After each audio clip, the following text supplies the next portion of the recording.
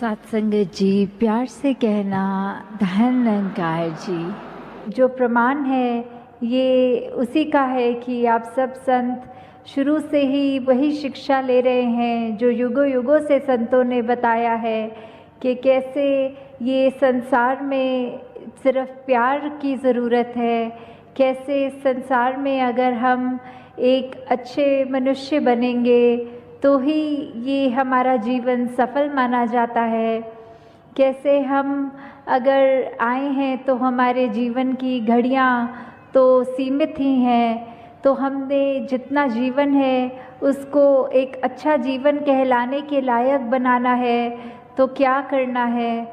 उसमें हमें ये अपने आप की सबसे पहले पहचान करनी है कि हम एक मनुष्य के शरीर में हैं, तो क्या हम सिर्फ शरीर ही हैं या कुछ और हैं।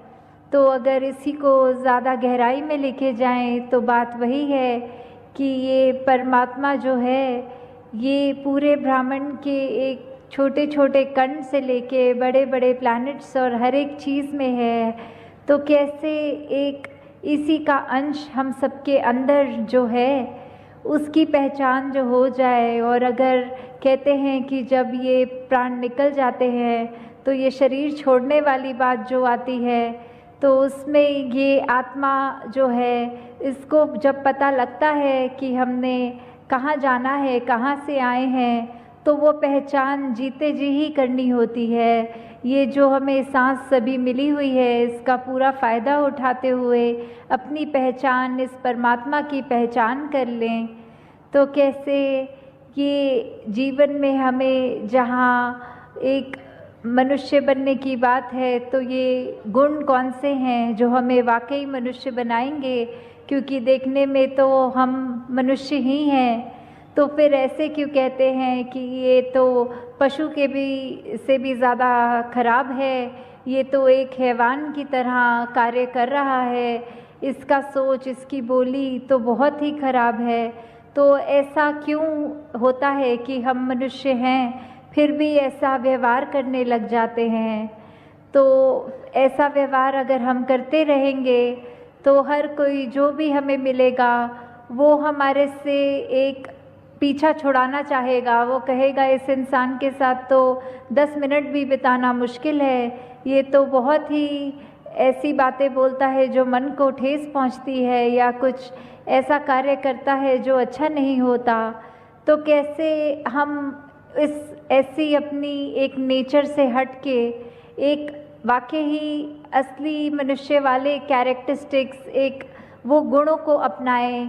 कैसे प्रेम, प्यार, निम्रता, समदृष्टि, एक दिल में करुणा लेते हुए दिल को इतना विशाल बनाना, एक नफ़रत की जगह सिर्फ एक हर एक के अंदर से खूबियाँ छांटनी कि हर मनुष्य में कोई भी कमी अगर है तो उसको ना देखते हुए सिर्फ उसमें क्या गुण हैं जो हमें भी अपने जीवन में लागू करने हैं, वो गुणों की ओर ध्यान दें।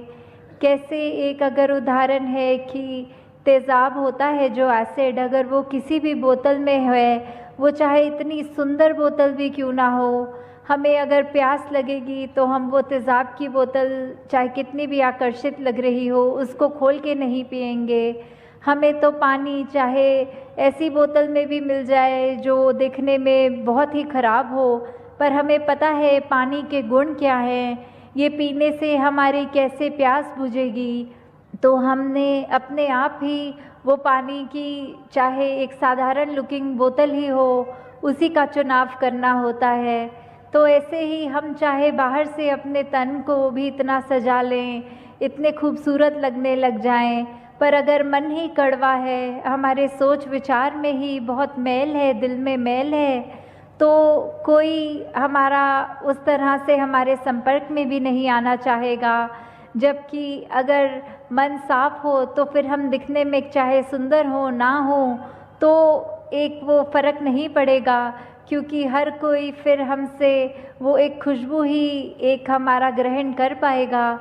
तो ये अगर हमें विचार अपने अंदर हमेशा रखने होते हैं तो उसके लिए क्या करना होता है।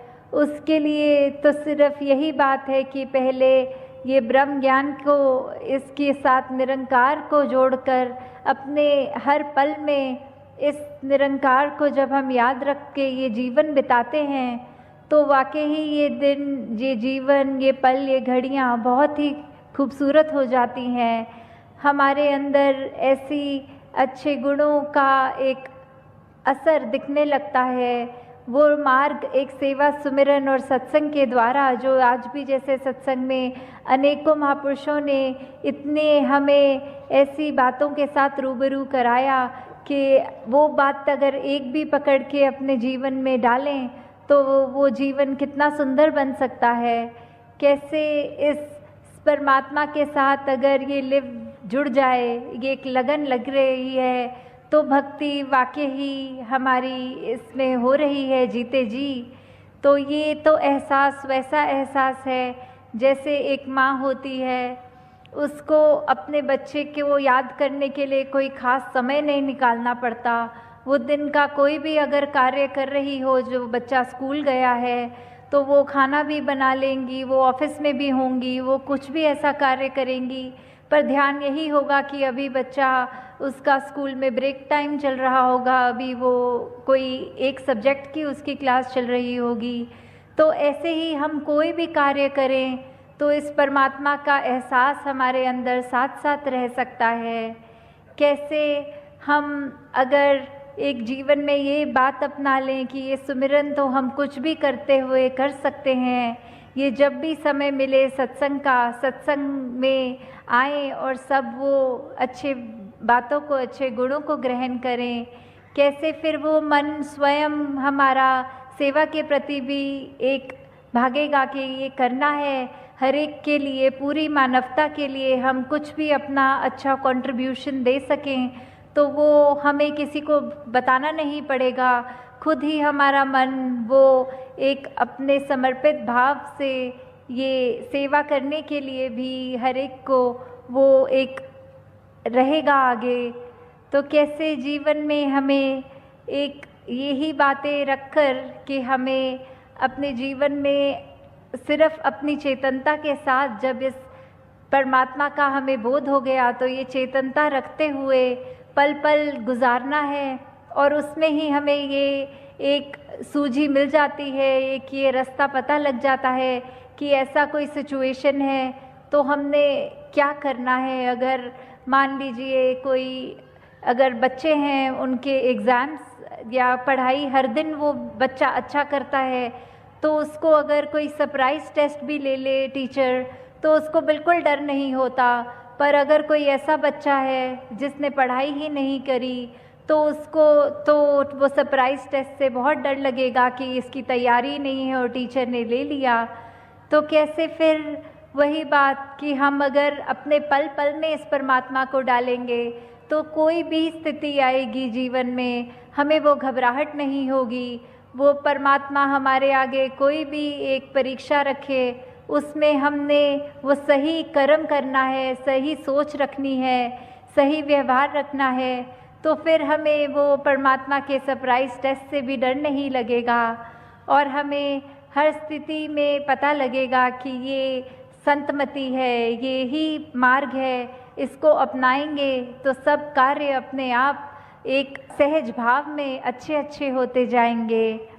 तो दासी आपका और समय नहीं लेगी, तो दासी इन्हीं शब्दों से आपसे आज्ञा लेगी कि दातार हर एक पे कृपा करे कि ये भक्ति भरा जीवन हर एक के हिस्से में आए।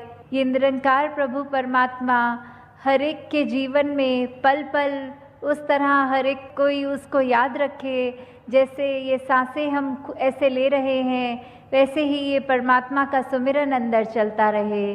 साथ संगत जी, प्यार से कहना, धन निरंकार जी।